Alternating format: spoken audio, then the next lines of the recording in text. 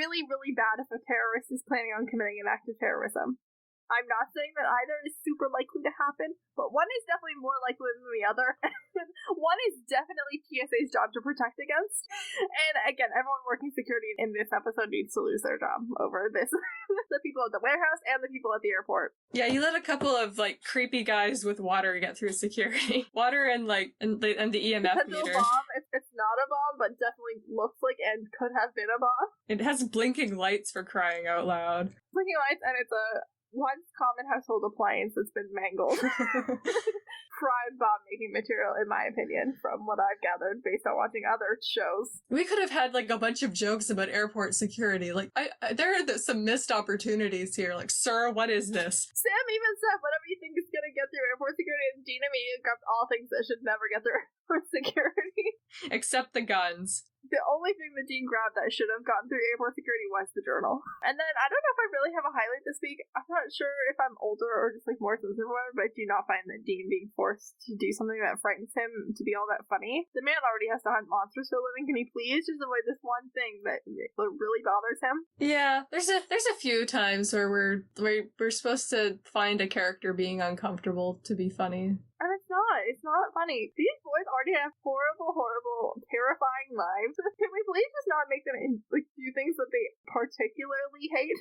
Now, I do like how they gave Dean such a relatable phobia, but like they could have handled it a little better. Totally. And then on to mental health check. I'm not a psychologist. This segment is purely based on my own opinions, and again, weekly reminder that if you are struggling, please reach out to someone for help, preferably someone who has some sort of background in mental health. Someone that is not a Winchester. Not a Winchester, and not me, because I don't know what I'm doing.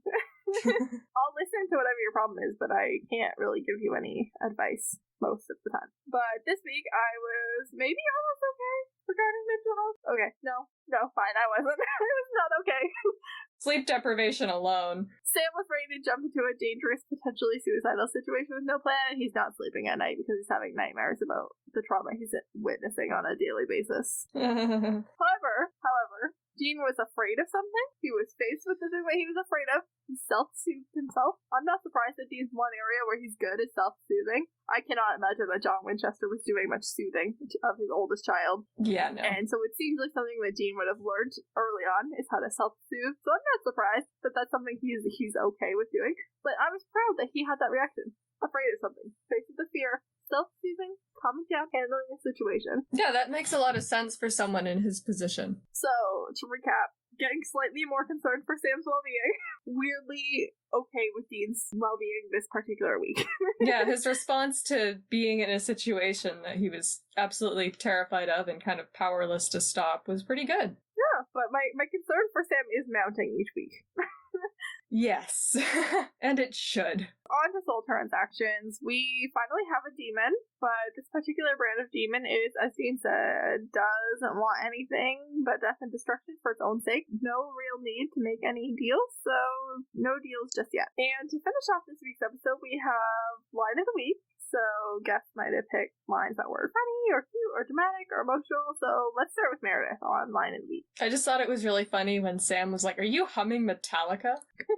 It was such a nice little sibling moment. I watched this episode twice because I'm bad at planning, and I didn't have anything I particularly wanted to nominate until I remembered that I didn't have to pick anything funny, and I could pick something kind of sweet. So I picked Dean calling Sam out for not sleeping. He says, "Liar, see, I was up at 3 and you were watching George Foreman infomercials." Then he made it less mushy by saying, "Oh, I'm not concerned about you. It's your job to keep my ass alive, so I need you sharp." Because that is exactly how brothers show affection. My brother would never say that he's all that concerned about me, but he would probably go out of his way to make sure I was fine. Yeah, I'm the same way, honestly. Like, I will never admit that I actually care about you. But seriously, are you alright? But I do, and I'm going to take care of you. And that was it for this week. I've been KJ, here with my guest Meredith. And Meredith, do you have anything you want to plug? Alright, I'm Meredith, and I'm at Shades of Dianira on Tumblr and Instagram. And if you go there, you will see lots of drawings and stuff about the book I'm writing. Yes, it's very exciting, and we love it. Yay. I love it. I've been KJ. You can find me on all the social media platforms at Life Messes of KJ. If you want to be a guest on the podcast, you can contact me directly, or you can reach out through the podcast social media. You can find the podcast and email us at supernaturalopinionspodcast@gmail.com, at SPN Opinions Pod on Twitter, Supernatural Opinions Podcast on Facebook, and at Supernatural Opinions Pod on Instagram, and Supernatural Opinions Podcast on Tumblr. And if you could subscribe and leave us a review wherever you listen to this podcast, that really helps people to find us. And if you want to hear more of me and my thoughts, you can check out my other podcast, Series of Opinions, available on all the same places as this one. Thank you again to Faith Ebert for our logo. This episode was written, produced, recorded, and edited by me. And special thanks to our guests. And as always, keep fighting and carry on.